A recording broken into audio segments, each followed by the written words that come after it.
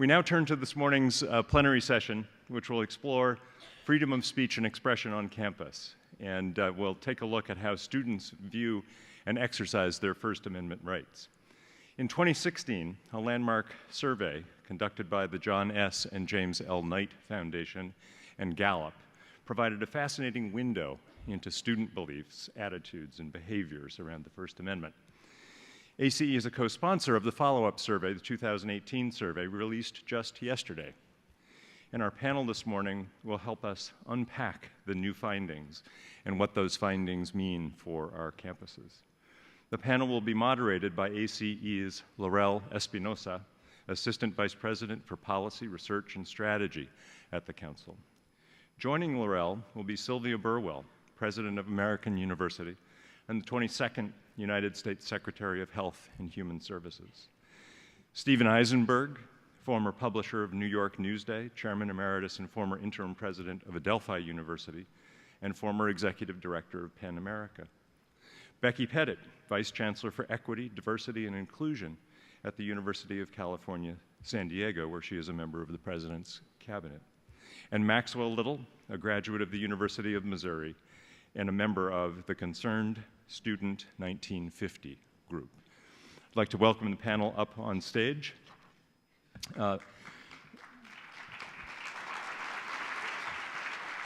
And before we go to the panel, we'll hear from Brandon Bustede from Gallup, who will provide us with an overview of the study's findings. Brandon is Executive Director of Education and Workforce Development at Gallup. And while they're getting settled, I have to show you my socks. We've had sort of a sock thing going on. You saw Paul LeBlanc modeling the ACE socks earlier.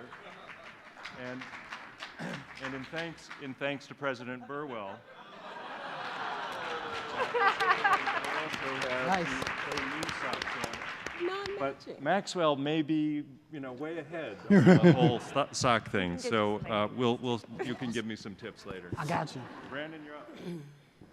I always know when I see Ted that we got to bring the sock game up a little bit. So there's my polka dots just to make sure I'm trying to stay in sync with you guys. Well, first of all, a huge thanks to our partners at Knight Foundation and several other partners who were involved in this study this year with ACE, Koch Foundation, and Stanton Foundation. All organizations have been thinking deeply about this, and we invite all of you to participate with us because I think it's probably a foregone conclusion that we will be conducting this survey every year. So I'm just going to share some of the highlights. The full report is available as a free download. On the back of the little pamphlet on your table there is the URL for it. I encourage everybody to dive in and see this. So this was a study that was not an easy one to do. We did a stratified random sample at an institutional level of four-year colleges and universities. So yes, it does not include community colleges, but I think that's something that we're very interested in including in future years. We then did a random sample of students within those institutions. And as many of you know, there are very few nationally representative studies of college students that are done. They're not easy to do. They require a lot of elbow grease. But I think it was well worth it in this respect. We had a little over 3,000 completes and enough respondents to break out data, for example, among students from historically black colleges and universities. So the first thing we noticed in questions about students' feelings that First Amendment rights are secure is that there have been drops in just 1 year from 2016 to 17 on every one of them and their feelings that they're secure. Most precipitously, you'll see freedom of the press. It dropped an astounding 21 percentage points from 81 to 60 in just 1 year. Now, many of you who are familiar at looking at student surveys on an annual basis, a 21-point drop is really pretty remarkable in the grand scheme of just 1 year's time. This drop is driven almost entirely by students who are Democrat or Democrat-leaning students. You can see among them it dropped from 83 to 48%. And you can see also the drops here among Democrat students on each one of these. These are the most precipitous drops that drive the overall drops. We also asked them questions about their trust and confidence in the media. And this is interesting because overall, among college students, their trust in the media actually went up in the last year. This is very different because we just finished a major study with Knight Foundation on the overall U.S. population, and trust in media has been going down pretty considerably year over year. The one population where it's gone up is among U.S. college students, and again, driven, not surprisingly, by students who are Democrat or Democrat-leaning. We also know that they value a number of things, and this is part of the tension that I hope our panel talks about. They value protecting citizens' free speech. As you can see, 56% say it's extremely important to a democracy. They also value promoting an inclusive society that is welcoming of diverse groups. And when you ask them if they had to pick between the two, which do they prioritize? These were some of the interesting findings, which I'll get to. But you can see overall, these results are driven by women, by black students, and by students who are Democrat or Democratic-leaning. So obviously, when you break this out into different subgroups, there are some pretty interesting differences. But here's where it gets really interesting. They value having an open learning environment that values all speech, including offensive speech, over a positive environment that might prohibit some speech. Although the numbers are down a bit from last year, from 78 to 70%. So clearly this is something that they value. And the majority of all key subgroups prefer an open campus environment that allows all speech and viewpoints across the board. But obviously you can see some differences here.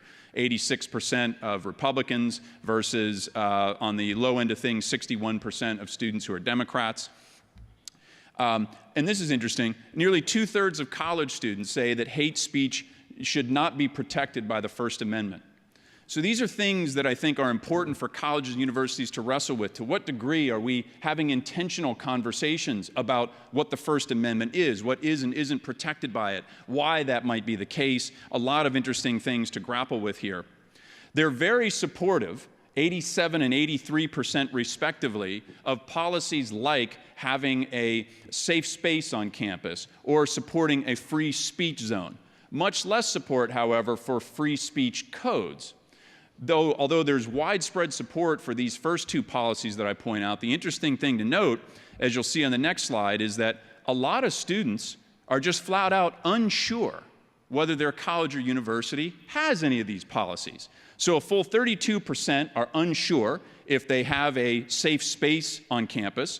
60% are unsure whether their campus has a free speech zone. So I think there's opportunity here. If colleges and universities are going to create these kinds of policies and programs and venues, are they being fully communicated? Is it part of the intentional learning process at the institution or not? Obviously, a lot of students are unsure.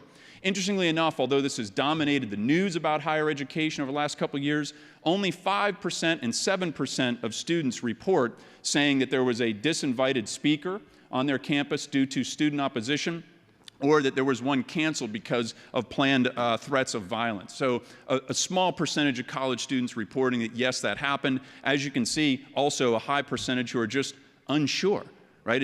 Are they not paying attention? Is this just not happening? But certainly some things to dive into here in the data.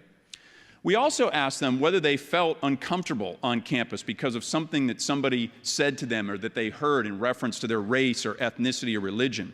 And as you can see here, about 1/4 of all college students say, yeah, they felt uncomfortable.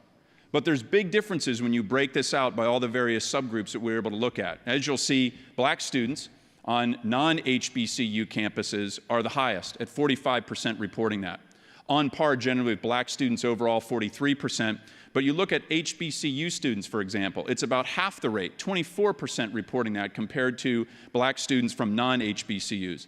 You'll also see interesting other things that pop out, like students who are Jewish.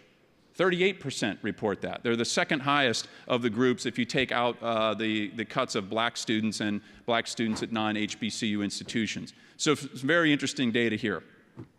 This is an interesting one. So regardless of how this breaks out, whether we asked this question of women or men, doesn't matter how you cut it demographically in terms of who responds, there's consistent feelings from college students about who is most able to express themselves on campus. Women being most prominent, 94% of students say that they're able to freely express their views on campus.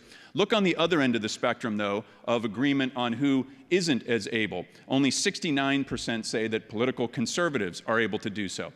Now, this may not be surprising. In the data, it was revealed that about 66% of currently enrolled college students are Democrat or Democrat-leaning. Only about 27% are Republican or Republican-leaning. So there is a very big divergence in terms of political affiliation in terms of college enrollment. This is an interesting one, too, because I think this starts to get into where we can have some very thoughtful dialogue. There's very clear indications in this data, to me at least, that college students are souring on social media, and very specifically as it relates to questions about free speech and difficult dialogue and debate. First of all, it's interesting and probably not surprising that the majority of college students report that these kinds of discussions primarily take place online, on social media, not in open environments on campus.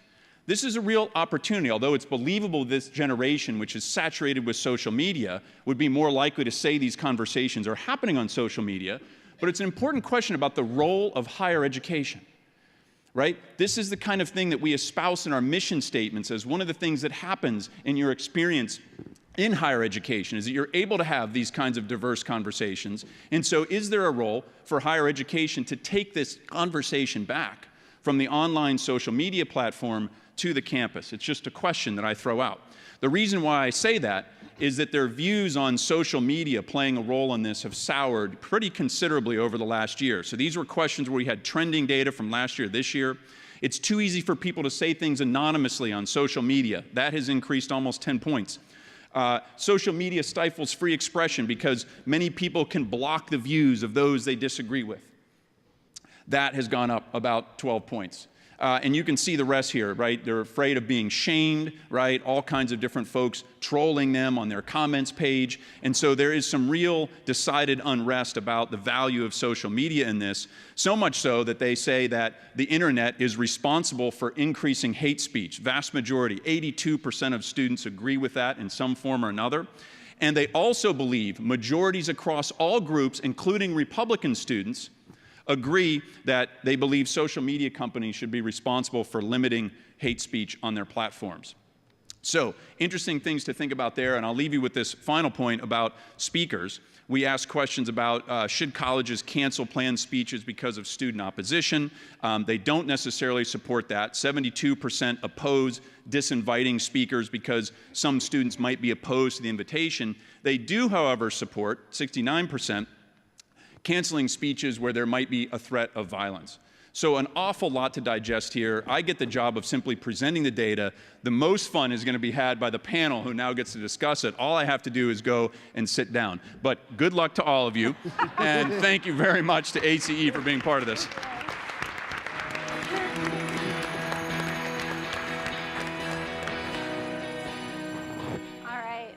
Thanks so much, Brandon, and thanks everyone for being with me today to unpack these data. There's a lot here. I think we'll be doing this for a while, but I do want to start by asking the panel their reactions to the data, and I want to ask the audience too. So we're going to do some audience engagement a little differently than we have in the previous plenaries. We're going to have you submit questions via the app, and it's not too late to download if you haven't done so.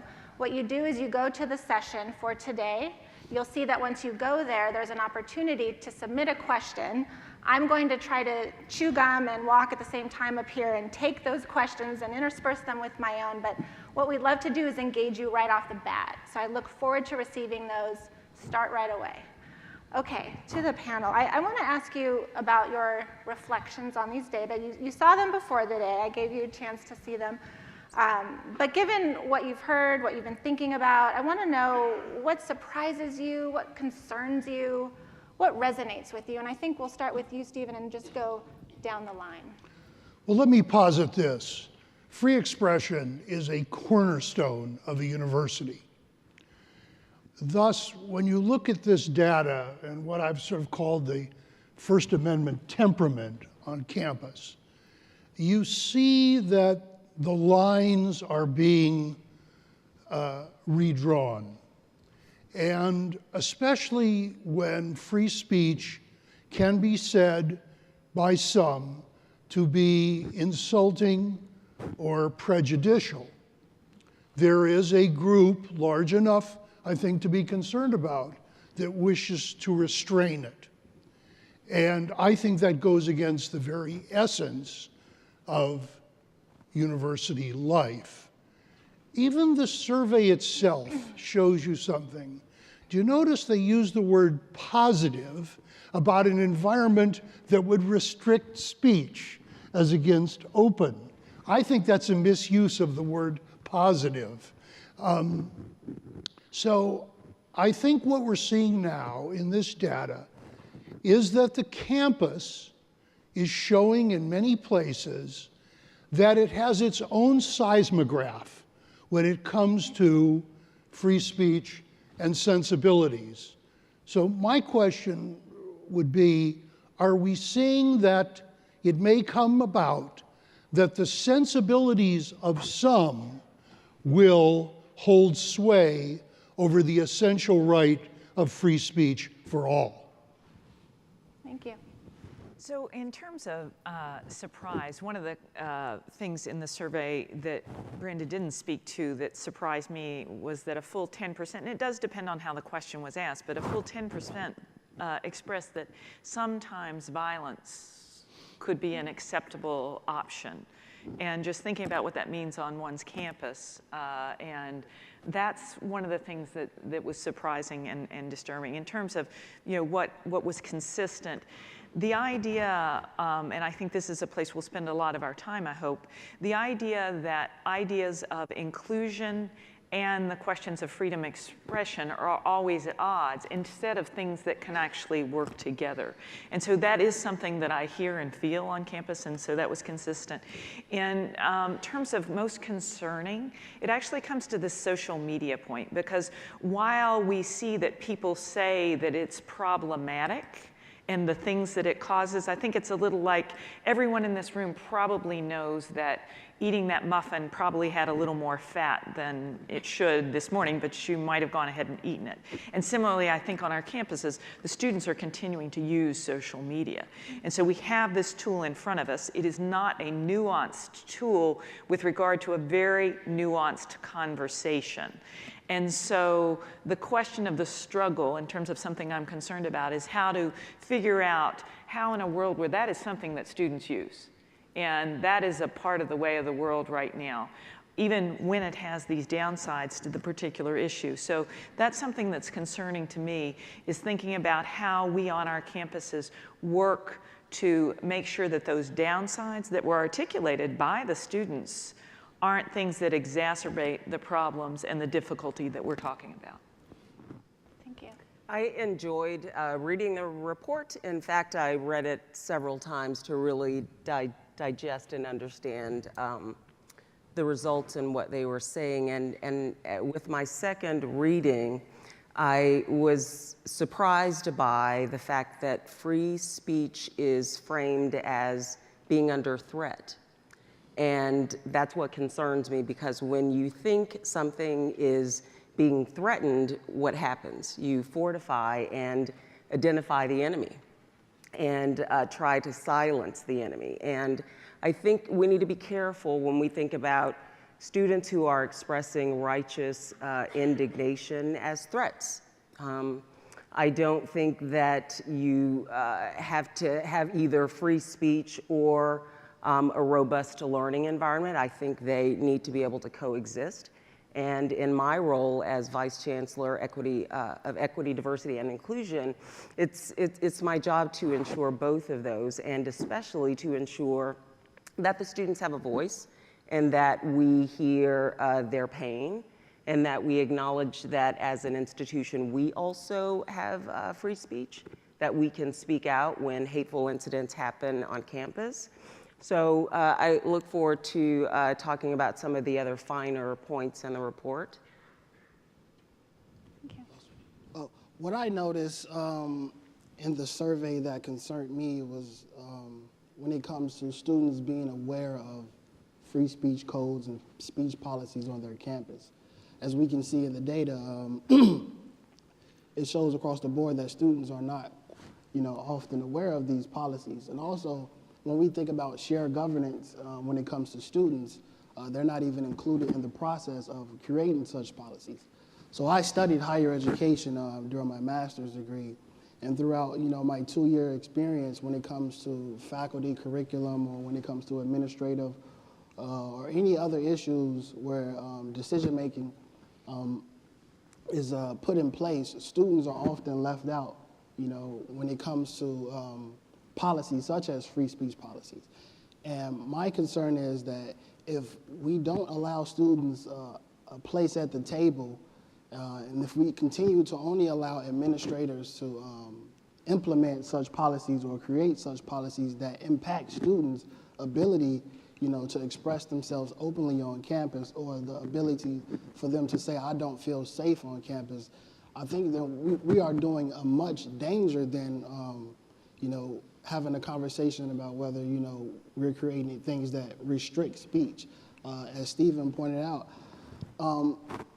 I believe that higher education does have a role to restrict certain speech, because higher education has changed. It's not this homogenous group of, white males as it had been, back in the past. Higher education is a diverse, multiculturalism, cosmopolitan type of system now, where you have diverse perspectives from all across, the United States, from all across the globe. So we have to make sure that when we're implementing free speech policies or speech codes, that we allow those student voices to be heard. Sounds like you really resonate with that part of the data in terms of the students being okay with some forms of censorship. And I wanted to ask the panel about that. Is that something we should be greatly concerned about, or is it that we're simply evolving our understanding, or that students are evolving our understanding? Yes, I think we should be concerned. And in fact, the advocacy for free speech is not for some, it's for all. So the very people Becky referred to, by the phrase righteous indignation, express it. That's just fine. But if in the expression of it, you then shout down a speaker, or you do something that takes away the rights of another, that's where I think we want to draw the line. So Maxwell, the multiplicity you want to embrace, and rightly embrace, I think has always been the aspiration of free speech. When I read this for the first time, and those of you who don't get enough of me today, and I know there'll be many, I have a piece that will be posted on the Knight Foundation site later in the week, because I did get an early look at this and had a chance to comment. And one of the things I saw, and our gal friend mentioned this at the start, was asking students, which do they value more, diversity and inclusion or free speech? And I didn't like that question because it made it as if they were incompatible and if they were head-to-head against each other. Now I talk to people, and I think the answer from Gallup or Knight would be, no, we're just trying to probe the depth of a conviction. But I think, in fact, we really got to step away from that and not have the notion of diversity and inclusion and the aspiration to make our system of education reflect the multiplicity of our culture and society, and say that the price for that will be restricting free speech. I think that's unnecessary, and I think it's deeply wrong-headed. Go ahead. I don't think the necessary verb should be restrict. I think it should be to keep the campus safe. For example, Michigan State University just saw an incident, where there was actual violence on campus, and over 20-something people were arrested because of a certain type of speech that was allowed on campus. Now, the U.S. Constitution, the First Amendment, says that, it doesn't blatantly say that we condone hate speech, but it also says that we must take a risk and allow certain speech. But if we take that risk, what is the cost of that risk? Is it a cost of a life, as we see at the University of Virginia? Is it a cost of students being arrested, being criminalized? Is it a cost of certain students not want to attend the university anymore, we must ask ourselves those questions and ask, what is the cost of certain type of particular speech?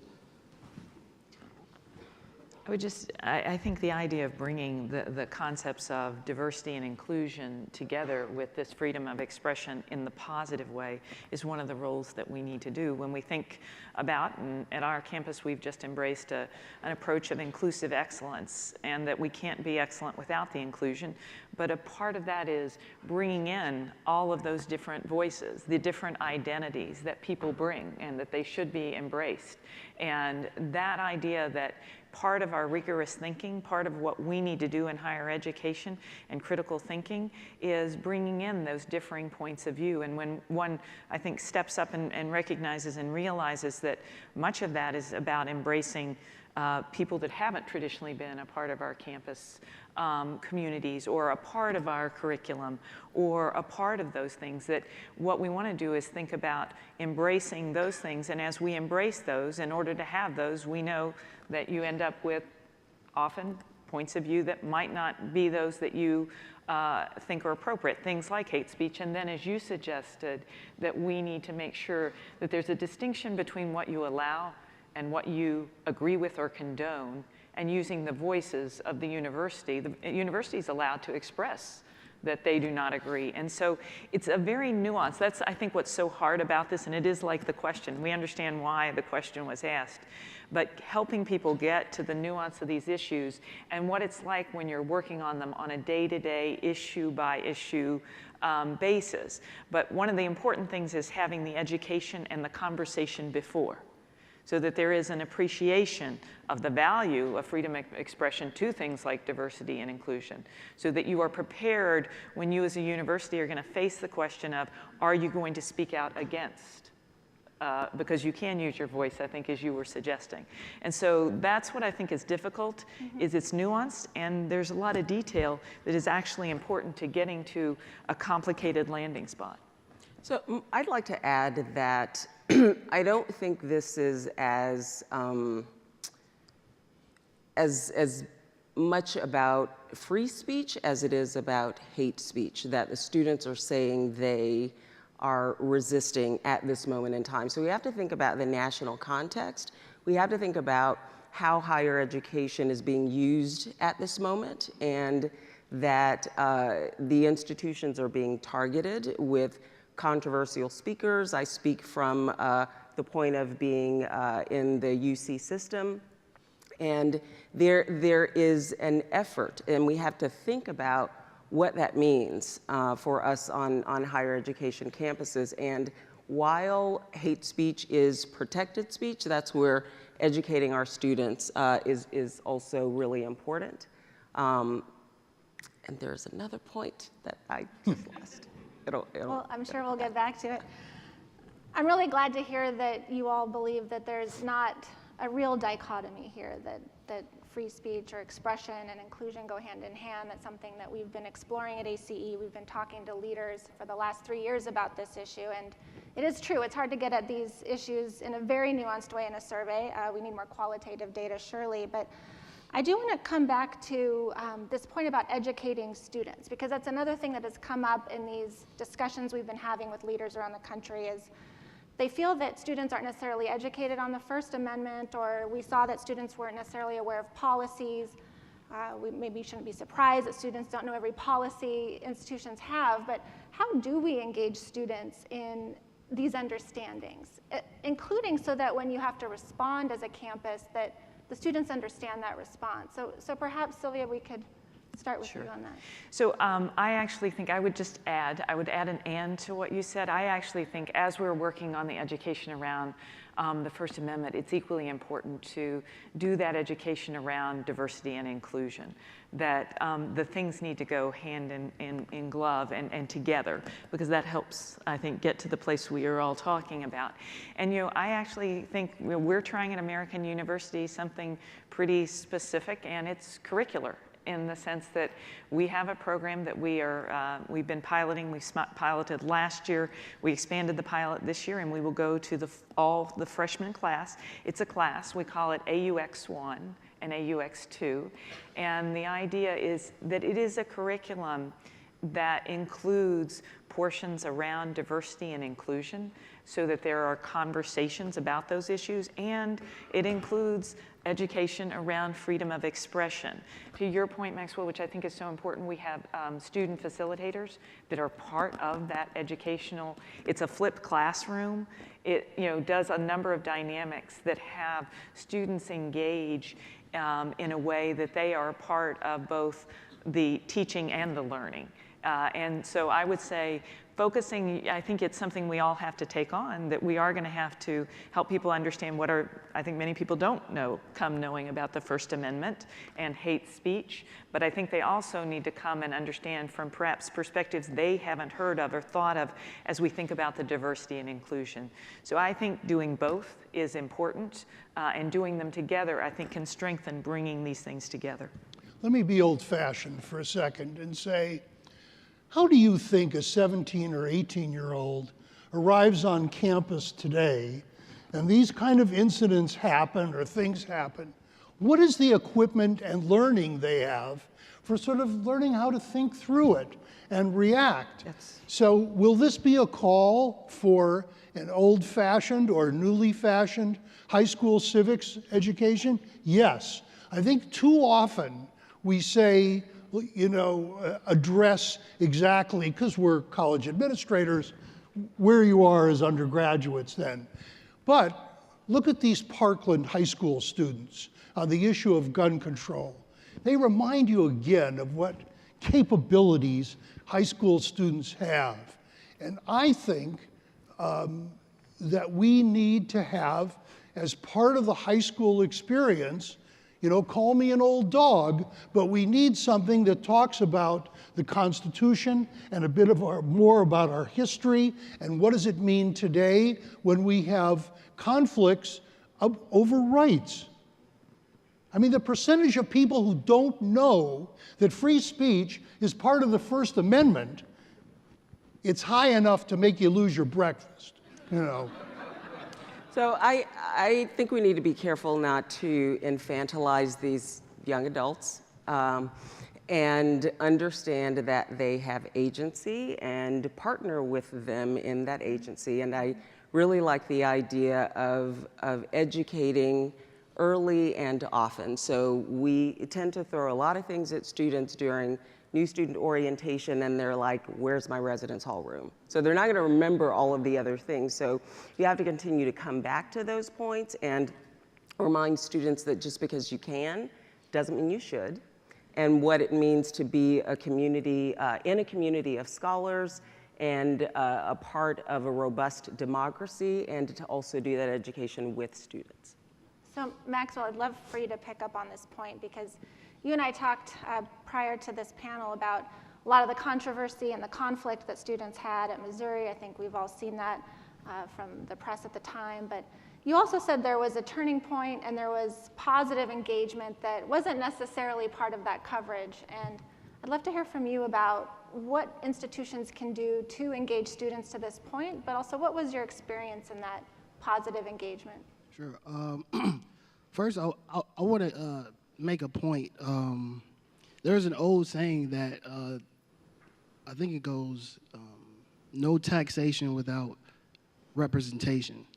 And students today and students before are saying to the advancement offices and also to the university as a whole, no donations without, shared governance, without representation. So students want to be heard, and students want to be at the decision-making table. And as she said, students come in with a lot of agency. Specifically, I know a group of diverse students who are of color, who come in with a vast amount of knowledge on the First Amendment and other critical issues within the university, but oftentimes their agency or their knowledge is froze out. The university doesn't seek it, or they don't accept it because they don't look like the traditional student. And I believe the university misses out on a wide range of new ideas because those students don't get the opportunity to sit at the table and express themselves and help the university move forward in this mission. Rose and Valadez stated in their book, Democracy, Multiculturalism, Critical Perspective on Community College, they talked about border knowledge that students bring in, that knowledge that non-traditional students particularly have from their community that helps them learn how to navigate institutions in a different light where they're bringing their cultural perspectives to the institution. So one of the things that I did was I wrote a petition at the University of Missouri to remove the statue of Thomas Jefferson. And that petition sparked a national debate. However, it sparked a free speech debate on campus as well, which the entire university learned something, that both sides of the argument can be heard and created in a critical strategic debate that the entire university can learn from, and I think that was very positive. And there was no restricting speech on both sides. But a lot of my experiences came from where I was able to sit at the table with decision makers was because I was allowed to use my voice on campus. I think the University of Missouri did an excellent job at allowing the students to use our right to mobilize and express ourselves on campus, where I had the opportunity to sit with the Board of Curators at your voice in the boardroom, where we talked about, how will we move the university forward when it comes to decision making, when it comes to picking our next institutional president. A lot of students don't have this opportunity at other universities. When it comes to selecting a president of a university, it is always, the Board of Curators, the Board of Trustees, or, other administrators. Students' voices aren't particularly allowed in those spaces. When it came to creating a free speech policy on campus, the ad hoc committee only allowed 2 students on that committee. And in that committee, those 2 students were in opposition, with the students who protested, during the year of 2015, 2016. However, because of I was very persistent and labeled a troublemaker on campus, I found my way to be included on that, committee, not necessarily as a committee member, but I've made my way, and so that my voice can be heard.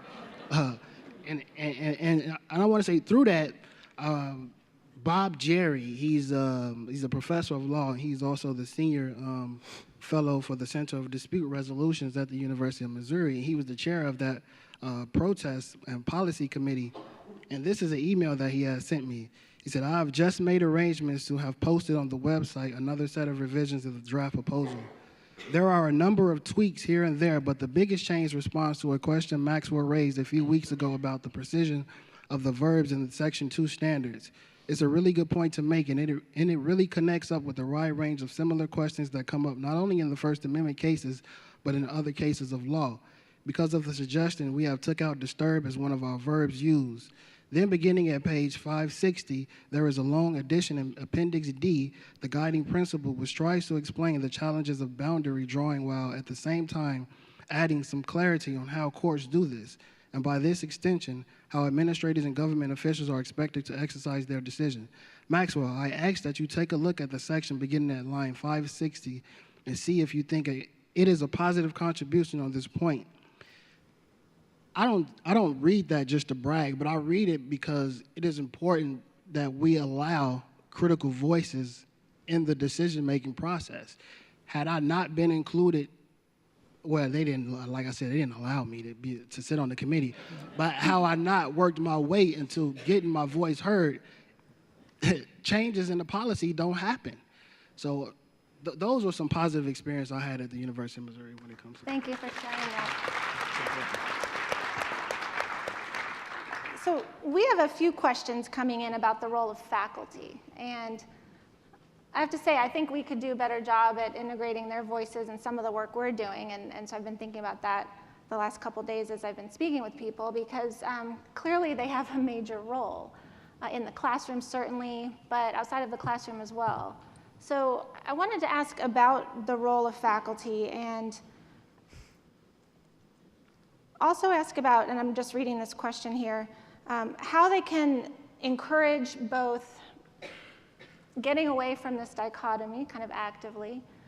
And what kind of training or engagement does the institution need to have with them to allow them to play this role? Because certainly they don't come in, all of them, ready to play that role. So Sylvia, you're nodding a little bit. I think in terms of the question of faculty, I think right now many faculty are nervous that they'll make a mistake in the classroom. And I think many faculty are seeking and desiring that we help educate and train. And this is on both sides of this. Again, I think as much as we can, and when we talk about it and when we educate or teach, bringing both pieces together. And that's both about inclusion and diversity issues as well as these freedom of expression issues. And I think one of the things, having sort of come new to the space and being relatively new, my first thing is, can I find the best practices across the nation in terms of it? And I think we are all, universities are all working through what are the best practices with regard to that faculty education and training. And the same thing, it's through the whole university. I mean, we're trying this curriculum with students. What are we doing with our staff? What are we doing with our faculty? How are we doing this with our board? And it's on all of these issues at the same time. And so my answer to that is, right now, you need to pilot and evaluate and figure out actually what moves the dial and how you're going to measure what is, quote, successful training. Is it that our faculty feel better when they go in and they feel ready? Is it that there are different results in terms of how our students feel because of the engagement?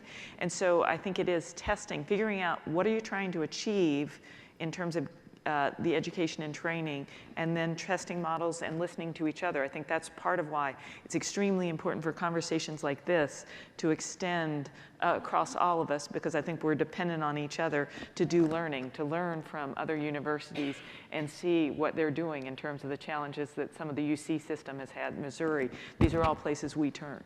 Yeah. How have you engaged faculty, Becky, in your work? So what I'd like to add is that it begins with a diverse faculty. Can I get a hand clap for that? Yeah. So striving to have a diverse faculty is really critical for all the reasons I won't enumerate here.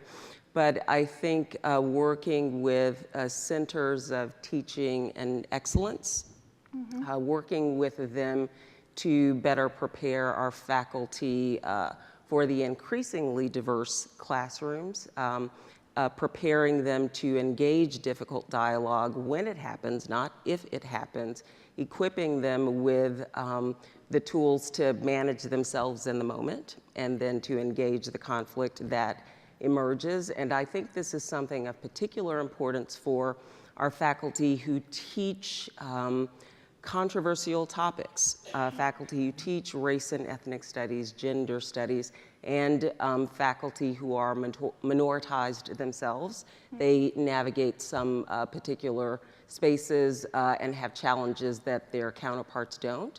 So I think having good university partners to help them to do their job as effectively as possible is critical. Thank you. I have a straightforward question from the audience. Maybe I'll put this to you, Stephen. How does higher education reconcile speech that is factually wrong with a need for free speech? Free speech includes speech that is factually wrong. That's there. Yesterday, by the way, the dean of the law school at Berkeley, and Becky, I'm a product of the University of California. I was an undergraduate at Berkeley, and I'm deeply proud of Carol Christ, the chancellor of Berkeley, who this year made it, and bravely so, a free speech year. And you know that people outside the campus did a lot of stirring and unrest, and to prevent the violence, Maxwell, that you rightly are concerned about. The university and the campus spent a great deal of money. That was a real proving ground. By the way, the issue about facts, well, we're in the right place, aren't we? Because this survey year, the latest update, of course, is the first year of the presidency of Donald Trump. And there's no question that he's put a charge in the atmosphere, and a campus is not insulated from the rest of society or media. And I guess I'm an old dog again when I say, what is the best way to combat false facts, if that's not an oxymoron, is with true ones. What's the answer to speech that offends? Speech that says you were offensive, not to cut it off. You know, thank you. Some of Justice Brandeis's relatives are with us today. So I think that's something people have to reckon with. Becky mentioned about hate speech, as did Maxwell. All of us are concerned with that.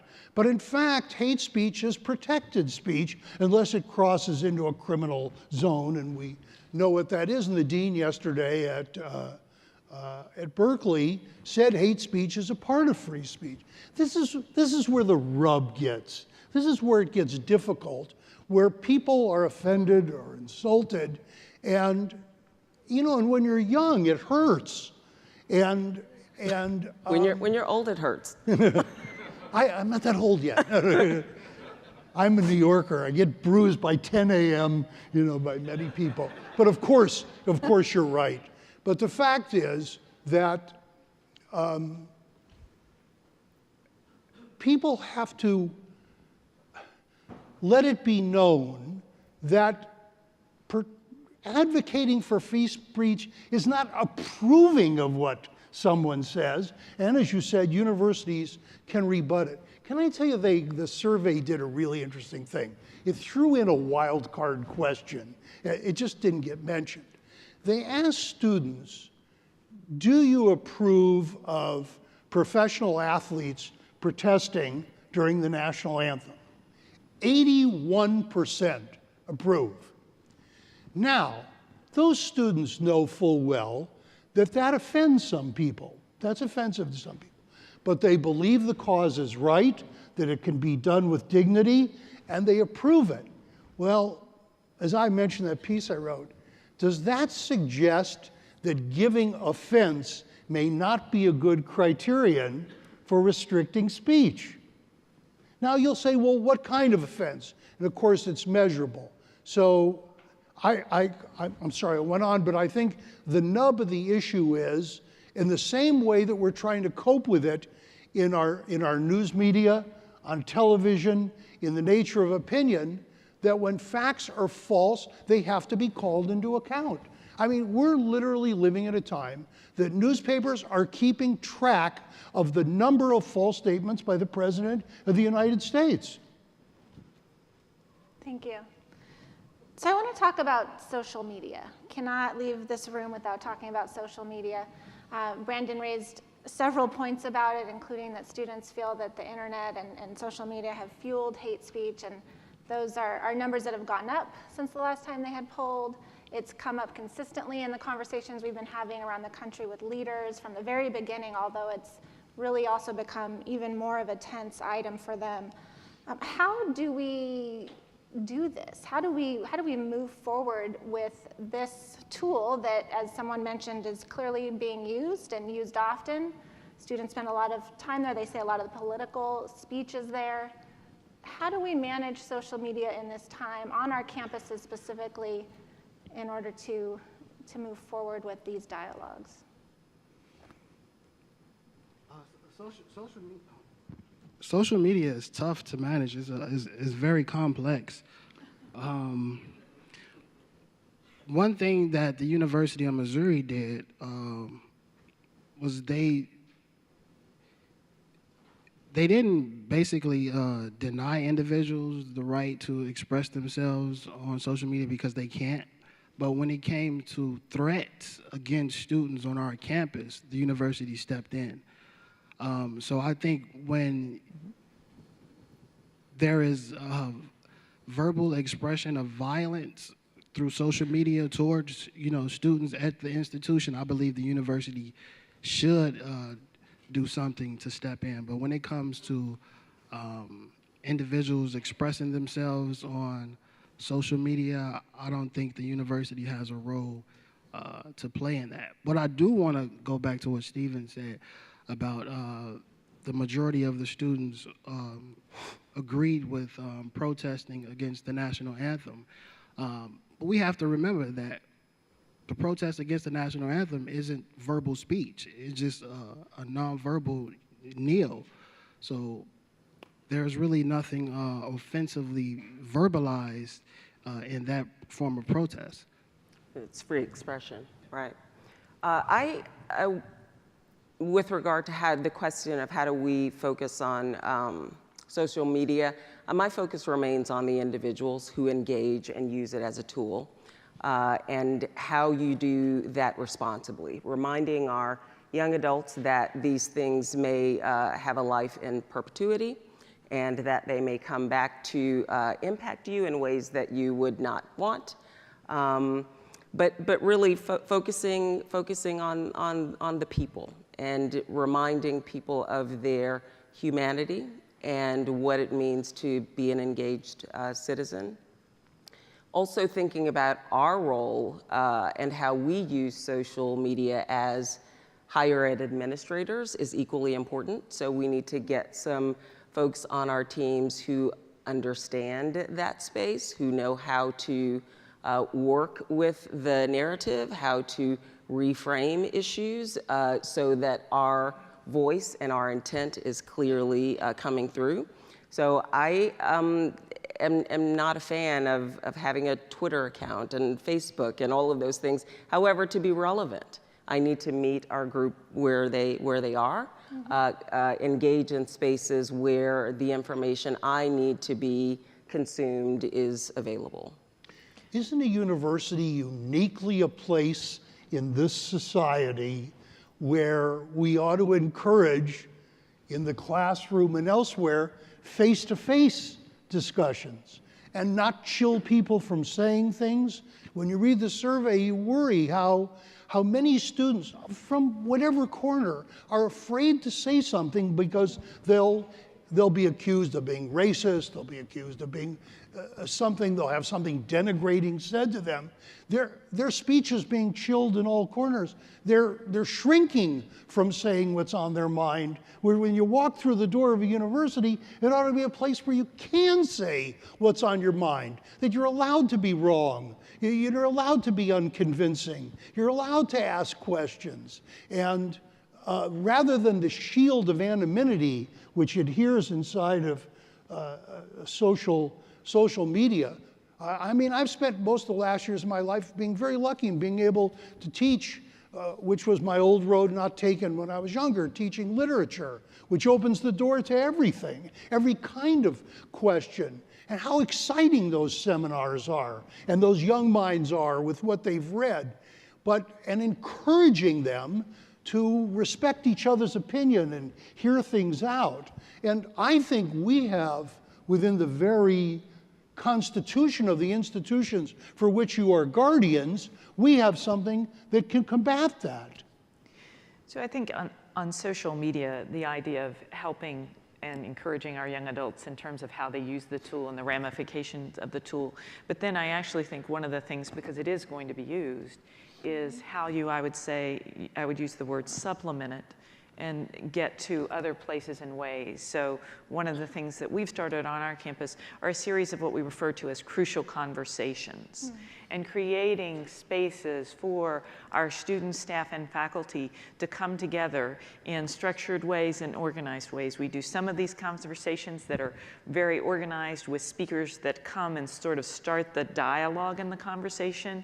We do some of these conversations in the context of going to our residence halls and just getting a small group of people together with either faculty, staff, or students. And so creating the space for the more nuanced conversation. I think the other supplemental point in terms of surrounding social media to try and, it's a tool that will be used, try and get them to use it right, but then supplement it with the nuance, gets to the question that the person asked before, which is about facts. And social media and the transmission of things that aren't factual is one of the challenges. So creating a deep appreciation for expertise and facts in your campus communities, and part of that is done through your classrooms and your curriculum and these kinds of conversations. So creating places for nuanced conversations, helping have an emphasis on facts, and trying to help students, young adults, understand what this tool does and can do in a harmful way. I have another question from the audience, and I've been interspersing them throughout, just not always saying so. For you, Sylvia, should presidents exercise their free speech within their institutions? So it's a difficult, I would answer the question, yes, as appropriate.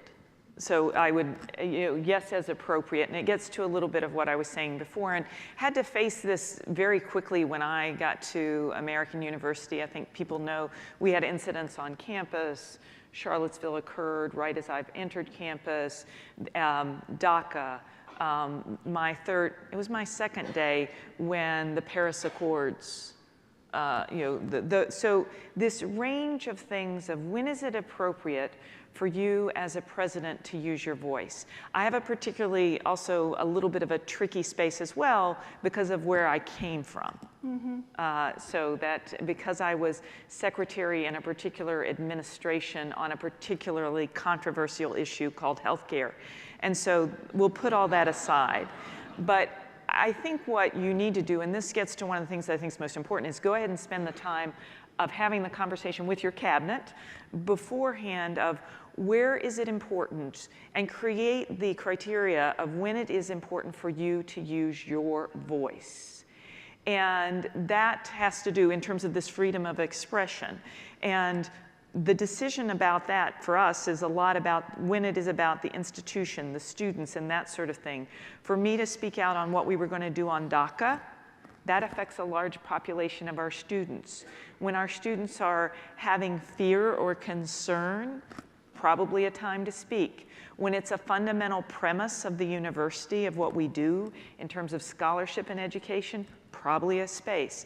And so I think the answer to the question is yes, when appropriate, but you also want the voice to stay powerful and meaningful and important, so you can't speak to everything. And that's hard, because while you care, and the university might care about issues, you do have to prioritize so that the voice of both the president and the university are meaningful to your internal community, because that's what's most important, but also in the external world. Can I add something to that? I think I love, that was beautiful the way you laid that out. I think speaking as a cabinet and coordinating public statements is also really important, because as Vice Chancellor, sometimes communications may just come from me when something needs to be said. Yes. Depending on the issue, it will be me and the Chancellor. At times it may be the Chancellor, the Student Senate, the Faculty Senate, to have a well-unified statement across campus. So what's really important is thinking about preserving the Chancellor, the President's voice, so that it remains impactful, and also using the breadth of your leadership team. Can I add something to that? So I believe the president should speak on every critical issue, but the president isn't allowed to do so because they have political ties to certain things. Whether they have to answer to the legislators, whether they have to answer to major donors of that nature. But I believe if you are given the opportunity to lead an institution, you should be able to utilize your voice at any critical opportunity or any critical matter. And I don't believe the politics of your position should hinder you from being able to do so. There you go. So we have a few minutes left. I wanted to ask each of you if there was one thing, and you can maybe do two things, because I know one thing is hard, but if there's one thing that you would like the audience to take away from our conversation, what would that be? Start at that end. I remembered the thing I forgot earlier. Okay, we'll go with that thing. Okay. So it was on the question of should we restrict some forms of speech, and my response to that is no, because if you use that instrument to restrict forms of speech you don't like, it's going to work the other way. So I think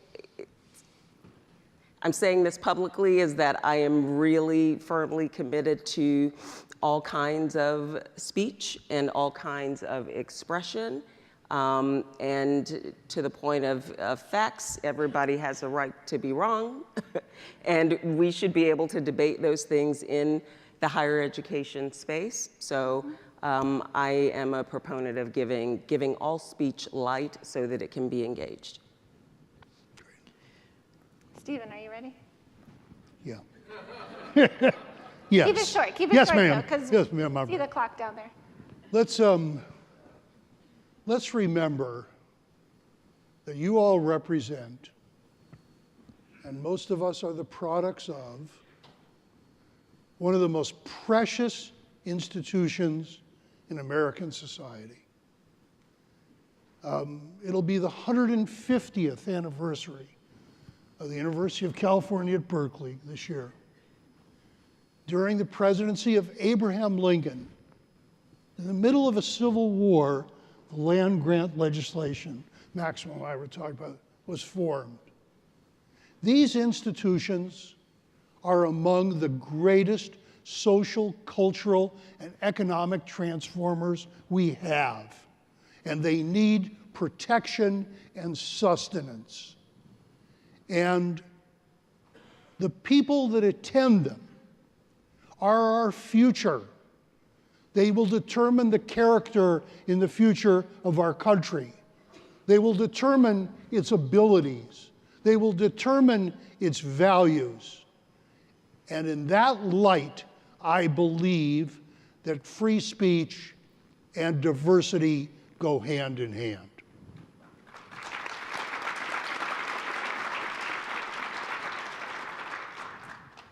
Sylvia.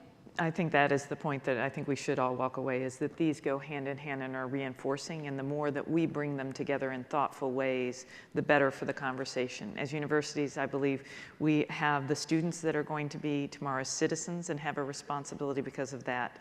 We are doing the scholarship and research that impacts the nation's thinking and have the responsibility in that space.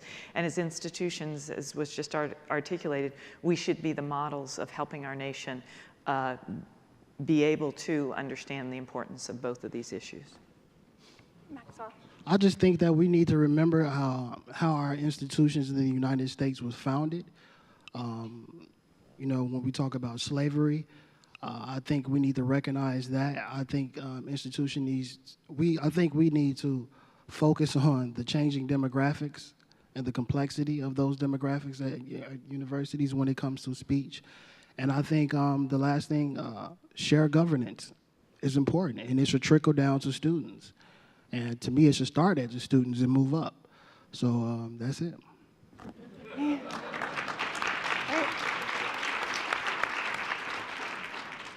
So I want to thank the audience for all of your questions. I'm sorry I couldn't get to all of them, but there were some other really good ones here that we will make sure to follow up at some point. We have more work on this coming out at ACE. Do check out our Higher Education Today blog. That's where we've been discussing a lot of these issues, and we'll be putting out a report from our work in the fall and a survey of presidents, of findings from that survey at the end of this month.